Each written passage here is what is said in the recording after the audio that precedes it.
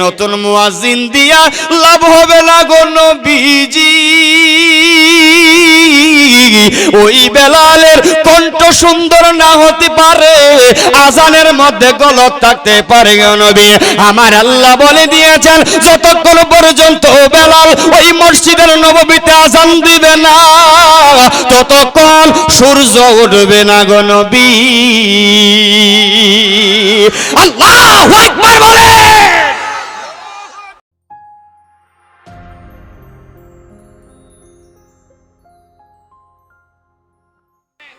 হযরত বেলালের কথা আমরা সবাই জানি, হাবশী বেলাল।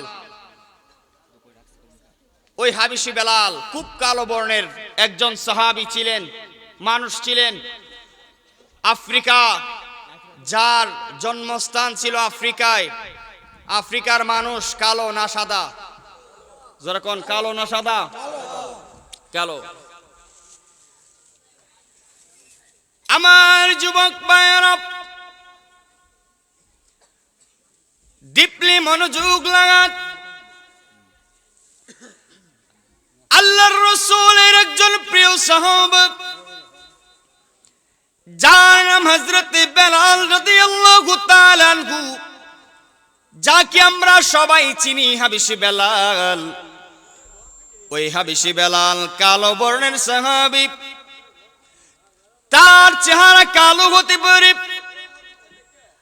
তার সৌন্দর্য সঠিক না হতে পারে, আল্লাহর দরবারে ওই সাহাবীর এমন মর্যাদা আপনি জানেননি, আমি জানিনি।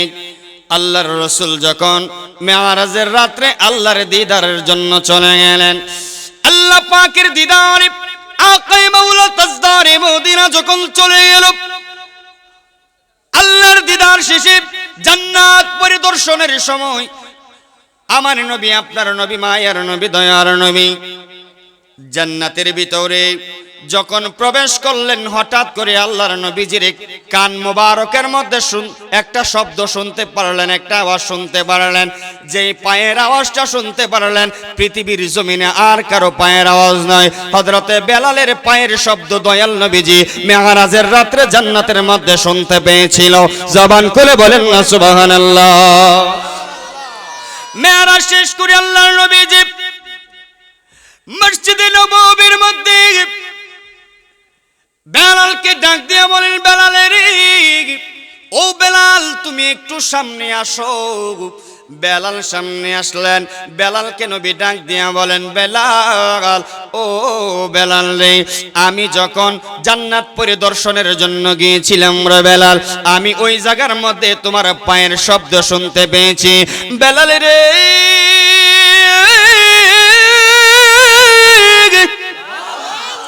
ও বেলাল, ওই জায়গার মধ্যে তোমার পায়ের শব্দ শুনতে পেয়েছি রে বেলাল। ও বেলাল, তুমি বলো না কি এমন স্পেশাল আমল তুমি করো রে বেলাল, আমাকে একটু জানায় দাও, আমি রাসূল জানতে চাই।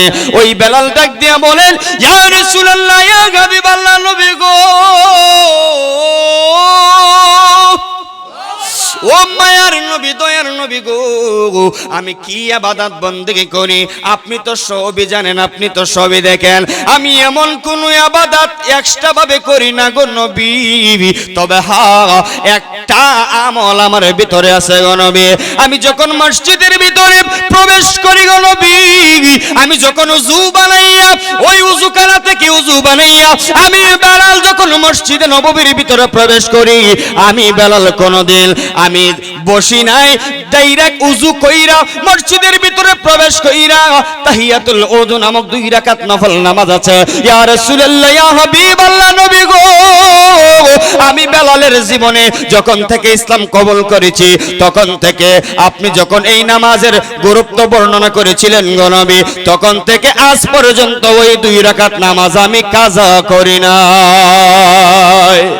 আল্লাহর নবী ডাক দেয়া কয়, বেলাল রে, ও বেলাল, ওই তোমার 2 রাকাত ওই নামাজের আমলটা, এই আমলটা আল্লাহর কাছে তো প্রিয় হয়েছে রে বেলাল, এই নামাজটা এত পছন্দ হয়েছে আল্লাহর কাছে, যেই কারণে তোমার এই মসজিদে প্রবেশ করার আওয়াজটা আমি নবী মেরাজের রাতে জান্নাতে শুনতে পেয়েছি। আরে পাগল ছিলেন ওয়াসকরণী জুব্বা দিলাই তারে আমরা পাগলা চাই না কিছু চাই যে তোমারে ঠিক না বেঠিক আরে পাগল ছিল হাবশি বেলাল তোমার প্রেমেতে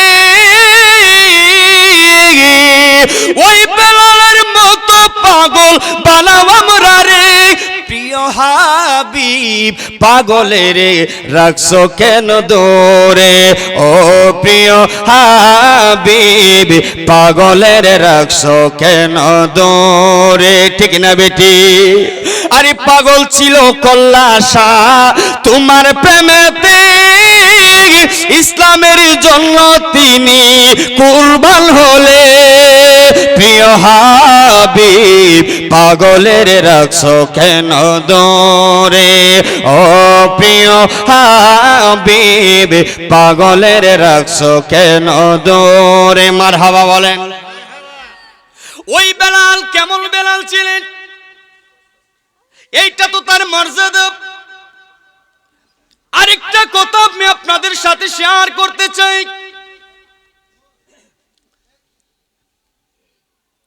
আমি যেহেতু আলোচনা করতেছি আমার মুডটা একটু অন্যরকম ভাবে যাচ্ছে আপনারা শুনছেন অন্যরকম ভাবে যাচ্ছে যদি এখানে হাসাহাসি করা হয় তাহলে এখানে ওয়াজ বসা আর চলে যাওয়ার কথা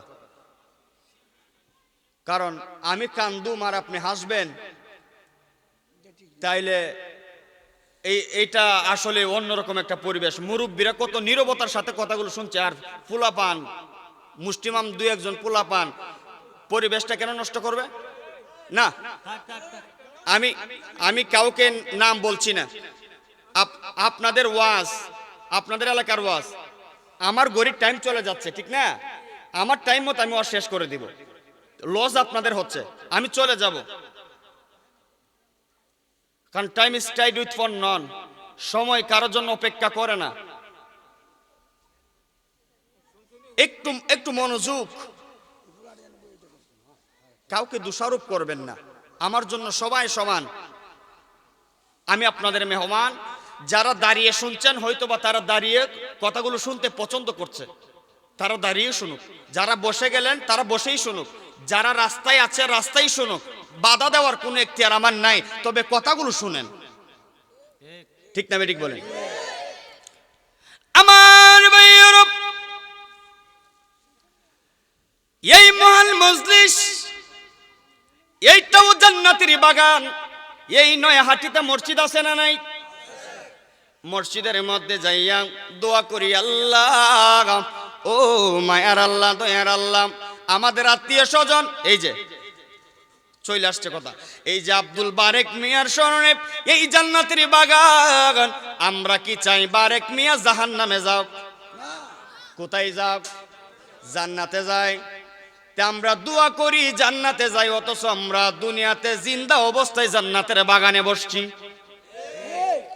কত নসিব ভালো আর যারা বসতে পারে নাই তাদের নসিবটা কেমন মরার পরে তো আমরা আল্লাহর কাছে জান্নাতই চাই তা আমরা দুনিয়াতে তো জান্নাতের ব্যবস্থা হয়ে গেছি তো এটা যদি মিস করে লাই আল্লাহ কইব 2 ঘন্টায় দুনিয়ার জান্নাত বউয়ার সুযোগ নাই তুমি এত ব্যস্ত মরার পরে আবার তুমি জান্নাত চাও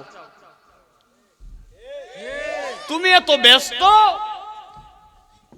দুনিয়ার জান্নাতে তোমার 1 ঘন্টা ভাল লাগে না কত মেসেজ আইতাছে কত ফোন আইতাছে ঘুম আইতাছে ঠান্ডা লাগতেছে এত বাহানা তে তুমি তো মসজিদে গিয়ে আল্লাহর কাছে জান্নাতই চাও মরার পরে তে দুনিয়াতে যে বারেক মিয়ার স্মরণে জান্নাতের ব্যবস্থা করছি এই জান্নাত তো তুমি 2 ঘন্টা বইলা না করে না এটা জাহান্নাম জান্নাত না আলহামদুলিল্লাহ বলেন বুঝলে বুঝ না বুঝলে তরমুজ আমার ভাইয়েরা শুধু বেলালের সম্মানের কথা বলছি তারপরে তার ইসলাম গ্রহণের কাহিনীটা আমি বলবো বেলালের প্রথম সম্মান বেলাল কেমন দামি সাহাবী হয়েছিল আল্লাহর নবীর কাছে ওই বেলালের জীবনের মধ্যে পাওয়া গেল আল্লাহর নবী যে ডাক দিয়ে বলে বেলাল এমন সম্মানী জানুনি কেমন তার সম্মান সাহাবায়ে কেরাম আরজ করলেন ইয়া রাসূলুল্লাহ ইয়া হাবিবাল্লাহ নবী গো একটু জানায়া দেন। অনেক সাহাবায়ে কারাম বেলালের সম্পর্কে সমালোচনা করতে শুরু করল। বেলাল আযান দিতে পারল, আশহাদু আল্লা ইলাহা ইল্লাল্লাহর জায়গায় আসাদু পড়তে শুরু করলে অনেক সাহাবায়ে কেরাম বড় বড় সাহাবীরা আল্লাহর নবীর কাছে নালিশ করতে শুরু করলো, ইয়া রাসূলুল্লাহ, নবী গো, ও মায়ার নবী, দয়ার নবীজি, ওই বেলালের আজান নিয়ে সমালোচনা হয়, তার আজান শুদ্ধ হয় না।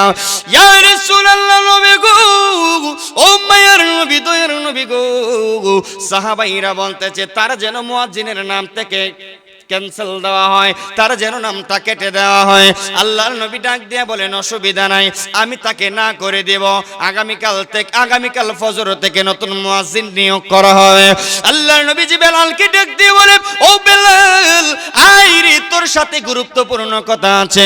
বেলালে রে, অনেক সাহাবীরা সমালোচনা করছে তোমাকে নিয়ে, তারা বুটাবুটি করেছে, তোমার নাকি আজান শুদ্ধ হয় না রে বেলাল। ও বেলাল, চিন্তা করিও না রে বেলাল, তোমার সম্মান আল্লাহ কমায় নাই, তোমার সম্মান আল্লাহ বাড়িয়ে দিয়েছেন।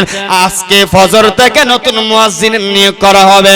বেলাল চোখের পানি ফালায়া ফালায়া কান্দে, ইয়া রাসূলুল্লাহ, ইয়া হাবিবাল্লাহ, নবী গো,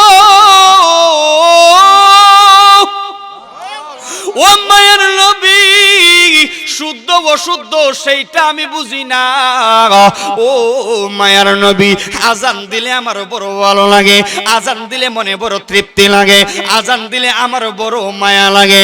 ইয়া রাসূলুল্লাহ, ইয়া হাবিবাল্লাহ, নবী গো, আমার আজান দে শুদ্ধ হয় না, এই দোষ তো আমার না, এই দোষ তো ওই যে উমাইয়ার, ওই বেঈমান কাফের উমাইয়ার। ওই উমাইয়া তো আমার জিহ্বাটার মধ্যে ফেরেক মেরেছিল গো।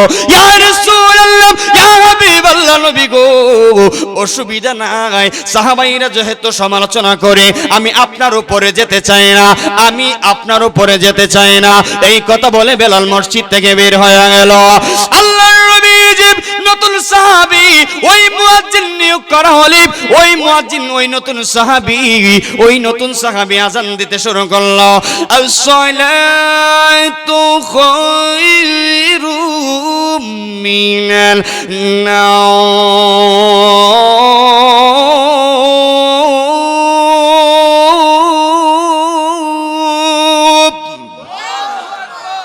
আযান দিতে শুরু করলো নতুন সাহাবী। আল্লাহর নবীজি মসজিদে নববীর মধ্যে চলে গেলে হঠাৎ করে আজান যখন হয়ে গেল, সাহাবীরা মসজিদের মধ্যে উপস্থিত হয়ে গেল। এখন ফজরের ওয়াক্ত কিভাবে বোঝা যাবে? একটু আকাশ সাদা হবে, একটু ফকফকা হবে, আর একটু আন্ধার থাকবে, এইরকম একটা অবস্থার মধ্যে ফজরের সালাত আদায় করতে হবে। আল্লাহর নবীজি তাকায় দেখে এখনো স্পর্শ হয় নাই, এখনো অন্ধকার হয়ে গেল, এখনো পর্ষা হয় নাই দিন, এখনো অন্ধকার হয়ে গেল। গরিব টাইম তো তখন নাই, পর্ষা হইলে নামাজ শুরু হবে, পর্ষা হয় না, অন্ধকার হয়ে গেল, অন্ধকারও দূর হয় না, নামাজও শুরু হয় না। এইভাবে অনেকক্ষণ সময় চলে গেলে এবার আল্লাহ রাব্বুল আলামিন জিবরাইলকে নবীর কাছে পাঠিয়ে দিলেন। আল্লাহ রাব্বুল আলামিনের ওই প্রেরিত হযরতে জিবরাইল ডাক দিয়ে বলে, ইয়া রাসূলুল্লাহ, ইয়া হাবিবাল্লাহ, নবী গো, ও মায়ার নবী, দয়ার নবী, আজকে কি মসজিদে নববীর মধ্যে আজান হয় নাই? আজকে কি মসজিদে নববীর মধ্যে আজান হয় নাই? আল্লাহর নবী ডাক দিয়ে কই, কেন হবে না? আজকে তো নতুন মুয়াজ্জিন দিয়ে আজান দেওয়াইলাম, আজকে তো সুন্দর কণ্ঠওয়ালা সুর দিয়া একজন সাহাবী আজান দিয়েছে রে জিবরাইল, কেন আল্লাহ কি শুনে নাই? ওই জিবরাইল ডাক দিয়া বলেন, নবী গো,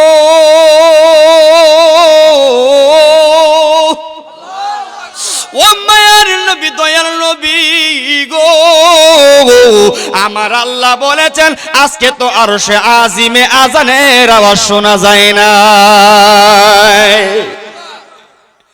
আজকে তো ওই আরশে আজিমের মধ্যে আজান পৌঁছে নাই গো নবী।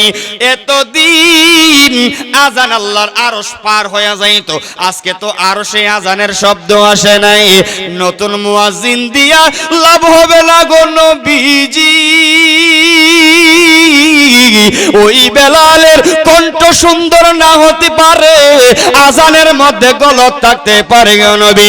আমার আল্লাহ বলে দিয়েছেন যতক্ষণ পর্যন্ত বেলাল ওই মসজিদের নববীতে আজান দিবে না ততক্ষণ সূর্য উঠবে না গো নবী। আল্লাহু আকবার বলে। যতক্ষণ পর্যন্ত বেলাল আজান দিবে না ততক্ষণ পর্যন্ত সূর্য উদিত হবে না। নতুন মুয়াজ্জিনের দরকার নাই,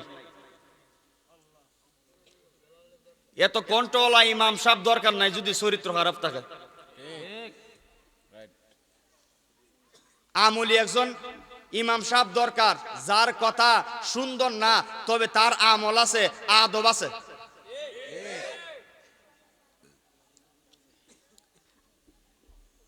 নবী কই কি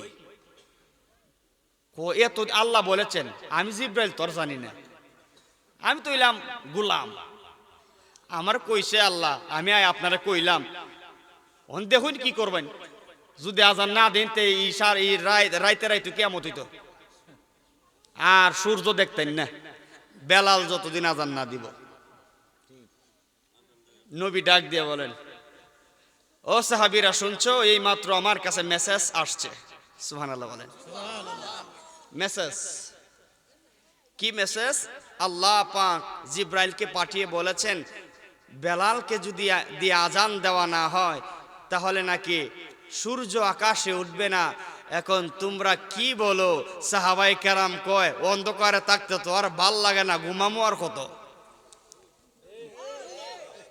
এই যে এত বড় রাত, এখন রাত 10টা হইলে বোঝা যায় 3টা বাজে, ঠিক না? আর ঘুমতে উঠতে দেখা যায় বেল 1টা বাজে। মানে চোখ খুললা দেখেন 1টা, আর চোখ বন্ধ হইরা দেখেন ওখানে 7টা। ওই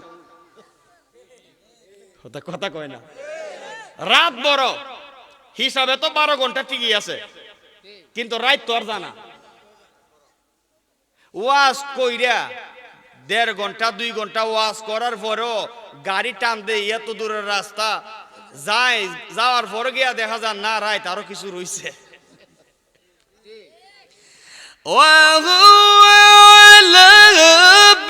বিকুল্লি শাইইন আলীম।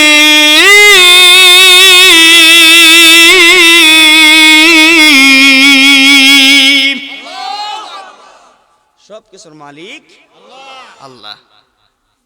কত হইলে বেলালটা ডাক দেও, বেলাল একটু মান দিতেছে, ও বেলাল আসো। রসুল বলেছেন আজান দিতে, বলতে দেরি হয়, দৌড়ায় আসতে দেরি হয় নাই। বেলাল আইসাই আজান দিতে শুরু করলো।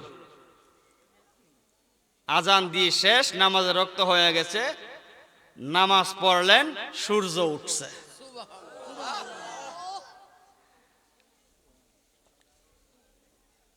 আমার ভাইয়েরা, যেই কারণে ওই রহমতের নবীজির পরশে যারা ছিলেন তাদের জীবনটা কত ধন্য। নবীর যুগে যারা ছিলেন, আমরা তো নবীকে না দেইকা ইমানদার, তারা তো দেইকা ইমানদার। সাহাবীরা তো নবীকে দেইকা ইমানদার, আর আমরা নবীরে না দেইকা ইমানদার। যেই কারণে আমরা মাঝে মধ্যে বলি জন্ম আমার নবীর যুগে হলে কেমন হতো, জন্ম আমার নবীর যুগে হলে কেমন